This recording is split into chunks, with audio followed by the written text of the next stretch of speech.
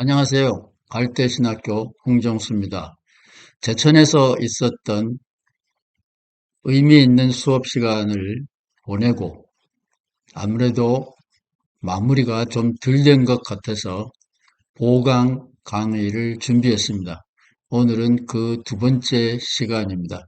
갈릴리 대학 유튜브를 드나드는 모든 참가자들도 주의 깊게 들어주면 참 고맙겠습니다. 이분들은 교수진들, 일부는 교수진들이고 일부는 대안학교, 한국 교육 개혁을 꿈꾸고 활동하는 현장 사역자들입니다. 이분들에게 제가 알고 있는 가장 중요한 기독교 이야기, 비밀스러운 이야기를 전부 전달하고 싶어서 이 특강을 만들었습니다. 지난 시간에는 오그된 이야기를 드렸죠. 오늘은 두 번째 시간인데, 지난 시간에 드린 오그된 이야기는 제가 미국에서 만난 첫 번째 조직신학자고, 오늘 두 번째 드릴 이야기는 제가 LA 근교에 있는 클레몬트 신학교에서 만난 마지막 신약학자 이야기를 여러분과 함께 나누려고 합니다. 지난 시간에 처음 미국 신학자, 조직 신학자 슈버트 오그덴의 유산을 여러분에게 드렸는데 핵심은 두 가지 단어라 그랬죠. precisely, 너의 논제, 주장을, 설교의 메시지를 한 문장으로 엄격하게 정의해라, 엄밀하게 말해라, 분명하게 말해라. 그 다음에 아무리 엄밀하게, 정밀하게, 정확하게 말했다고 할지라도 같은 단어를 두세 번 쓰고 같은 명제를 두세 번 사용할 텐데 일관성이 없으면 신뢰도가 무너진다. 그런데 한국 온라인 블로그 등등을 제가 좀 살펴보면 한국 사람들은 신뢰성, 신용, 일관성 이런 거는 별로 관심이 없고 목표 달성에만 지대한 관심을 갖고 있는 것 같습니다. 능률을 극대화한다. LA에서는 한국 사람들하고 일할 수 있어요. 빨리빨리 그러면 한국 사람들은 빨리빨리라고 말하는 라티노들과 함께 일을 하도록 결정을 하게 되죠. 그래서 빨리빨리 그러면 통합니다. 한국 사람들은 이제는 일관성, 신용, 신뢰도 이런 것도 생각해야 될 때가 오지 않았나 성숙한 한국인이 되었으면 좋겠습니다. 오늘은 두 번째, 저의 마지막 신학자. 예, 제가 학점을 딴 거는 아니지만 두 과목 열심히 강의를 듣고 페이퍼, 숙제도 해냈습니다. 이 마지막 신약학자 그레고리 라일리를 자랑스럽게 여러분들에게 소개해 드립니다. 하버드 대학에서 PhD를 받았는데 하버드 대학에서 라일리의 선생님은 헬무트 캐스터라는 사람인데 불트만의 제자이죠. 이런 얘기를 하는 이유는 학자들의 이름을 어쩌고저쩌고 하려고 하는 게 아니라 성경에 쓰여진 시간과 장소, 주변 고대 근동 문화, 종교와 서로 상호 주고받은 영향을 생각하면서 성경을 읽는다. 성경 읽는 방법을 의미합니다. 그래서 불트만 종교사학파 스쿨에 속해 있고 갈릴리 대학도 마찬가지로 이 계열입니다. 성경은 역사적인 배경을 고려하면서 읽어야 된다. 라일리는 유대인 3세인데 러시아에서 그 할아버지가 뉴욕으로 이민을 왔습니다. 할아버지는 당연히 영어를 못해서 절절맸고 그 꼴을 본 이민 2세 라일리의 아버지는 한국 2세 부모들이 대부분 그렇듯이 너는 영어만 해. 그래서 아버지는 영어만 하게 됐고 라일리는 당연히 모국어, 생활 히브리어를 사용하지 못하는 유대인으로 컸습니다. 그래서 라일리는 수업 시간에 아버지가 자기를 두들겨 패서라도 히브리어를 가르쳐 써야 된다, 이런 농담을 하는 것을 들었습니다. 세계적인 신약학자가 되기는 했지만 생활 히브리어를 못하는 것을 못내 아쉬워했습니다. 이민 2세, 3세들이 겪는 아픔이기도 합니다. 세계적인 신약학자가 될 줄 알았으면 혼자서라도 독학을 해서 생활 히브리어를 계속 연습을 했을지도 모를 일입니다. 라일리는 신약학자이지만 유대인인지라 구약에 대해서도 상당히 깊은 조예를 가지고 있습니다.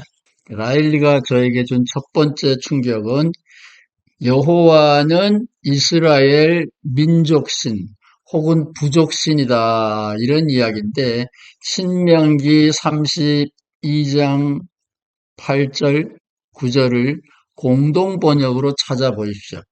그러면 분명하게 우두머리 신이 여러 신들에게 각각 너에 관할한 요거야. 너는 한국을 다스려. 너는 만주를 다스려. 너는 일본을 다스려. 너는 중국을 다스려. 야훼 신 너는 팔레스타인을 다스려. 이렇게 신들에게 관할 구역을 나누어 주는 장면이 나오는데, 요때에 여호와에게는 이스라엘, 야곱이라는 부족을 네가 맡아, 이렇게 우두머리 신이 설명을 하는 장면이 나옵니다. 꼭 기억하시기 바랍니다. 공동 번역이 아니면 나와 있지 않습니다. 라일리가 여호와는 이스라엘 부족신이다, 세계의 신이 아니다, 한국 신은 물론 아니다, 꼭 기억하기 바라고, 두 번째, 라일리 교수의 두 번째 유사는 여호와라는 이름과 출애굽 사건이라는 이 두 가지 이외에는 모두 고대 근동지방 다른 종교 문헌에 나와 있는 것을 성경이 배워서 베껴서 사용한 거다. 유대인 신약학자의 말입니다. 시비 걸라면 거십시오. 원주민, 저는 유대인을 성경 원주민이라고 봅니다. 구약 성경은 유대인이 썼고 유대인을 위하여 썼습니다. 그들이 기독교인들보다 성경을 제대로 이해할 거라고 생각합니다. 세 번째 이야기는 예수님, 이거는 저에게서는 굉장히 중요한 이야기입니다. 라일리 교수가 남겨준 가르침 중에서 제가 마음에 꼭 기억하고 싶은 세 번째 이야기는, 예수를 이해하려면 구약 성서 신명기와 함께 읽어야 된다. 이거 아주 재밌는 이야기입니다. 신명기를 모르면 예수를 모른다. 구약 성경을 모르면 예수를 모른다. 그런 막연한 말이 아니라 신명기를 모르면 예수를 모른다. 이 그레고리 라일리 신약학자 유대인 교수의 말입니다. 그게 무슨 말이냐? 이제 설명드리겠습니다. 라일리 교수는 유대교는 다실론에서 출발했다, 신명기 32장 8절 이하에 분명히 나와 있고, 창세기 1장 26절에도 하나님이 천지를 만들 때 신들이 함께 회의를 해서 만들게 되고, 창세기 1장 26절에 보면 우리라는 말이 나오죠. 우리 모양대로 사람을 만들자. 이거를 두고 성서학자들, 주석자들은 머리 아파합니다. 어떻게 설명해야 될지 몰라서. 그런데 유대인인 라일리는 간단합니다. 창세기 1장 26절은 여호와가 만든 게 아니고 우두머리 신들은 70신이 있었다. 70신이라는 말은 안 나오지만 여러 부족신이고, 70장로, 예수님도 70제자, 이렇게 70이 계속 나오는데, 이게 그 당시 고대 신화에 나오는 전 세계의 국가 부족이 70이었기 때문에 그렇습니다. 그 70신들 중에 우두머리 신 엘로힘이 천지를 만들고 그 우두머리 신이 우리 모양대로 사람을 만들었습니다. 그것이 신명기 32장과 창세기 26장에 있는 부족신, 우두머리신 엘로힘 이야기입니다. 꼭 기억하시기 바라고 어거지 부리지 마시기 바라고 오늘의 핵심 라일리는 신명기에 나와 있는 유일신이 아니라 신이 둘이다라고 생각하고 살았다라는 건데 잘 기억하시기 바랍니다. 신이 하나면 어떻고 둘이면 어떠냐?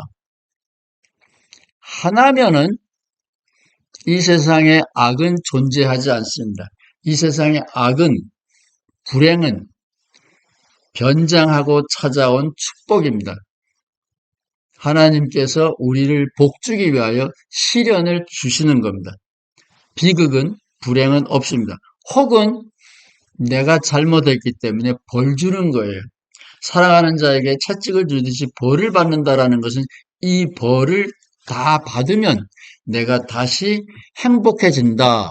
욥기는 본래와는 달리 욥기 끝에 가보면 그렇게 되어 있죠.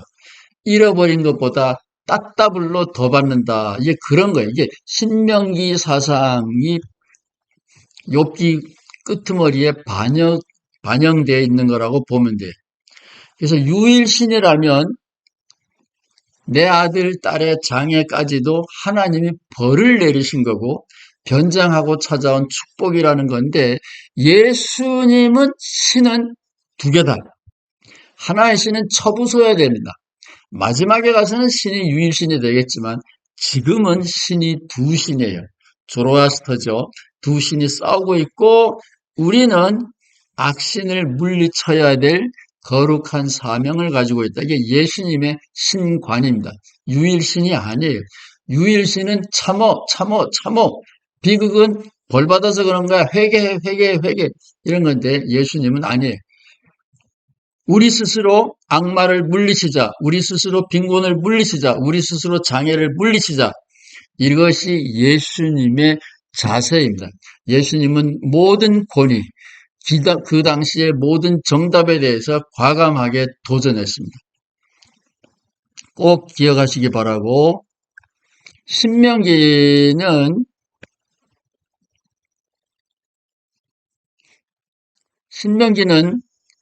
두목복음입니다. 이것은 라일리 교수가 수업 시간에 직접 한 말은 아니에요. 라일리 교수는 신명기랑 같이 읽어야 된다 그런데 제가 혼자서 목회하면서 신명기를 다시 읽어보니까 신명기는 하나님에게서 복을 받으면 두목이 되는 거예요. 두목복음입니다. 그러나 예수님은 여기저기에서 내 제자가 되고 싶으냐 섬김이가 되라. 종이 되라는 것이 아니라 여기에도 기쁨이 있다. 저는 그렇게 이해합니다. 계급의 문제가 아니라 행복에 대한 이론이라고 저는 생각합니다. 웃고 싶으냐, 행복하고 싶으냐, 즐겁게 살고 싶으냐, 두목이 되라. 그게 신명기입니다. 예수님은 아니야. 계급이 어디에 있든지 너는 행복해질 수가 있고 나의 제자가 되고 싶으면 두목이 아니라 섬김이가 되라. 이것이 예수님의 생각입니다. 저는 이 라일리 교수의 예수를 보는 시각이 굉장히 중요하다고 봅니다. 그렇지 않으면 이 세상에는 악이라는 게 존재하지 않아요. 악은 재수 없어서 걸리는 것이 아니라 벌 받아서 생기는 것입니다. 혹은 하나님이 더 크게 축복을 해주려고 시련을 해주는 겁니다. 그러면은 이 세상에서 못된 일을 하고 있는 모든 악마들이 신의 사제가 되고 비극은 정당화되는 거죠. 이것이 라일리 교수에게서 배운 이실론자 예수 이야기입니다. 이것은 구약과 신약 사이에 3, 400년의 시간이 있는데 그 중간에 이미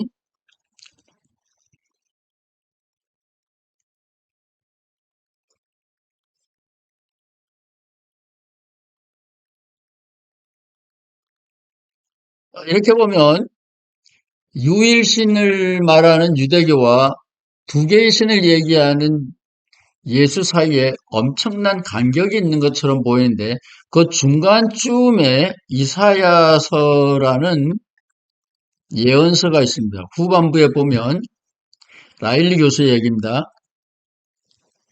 창세기는 하나님이 빛을 만듭니다. 제일 먼저.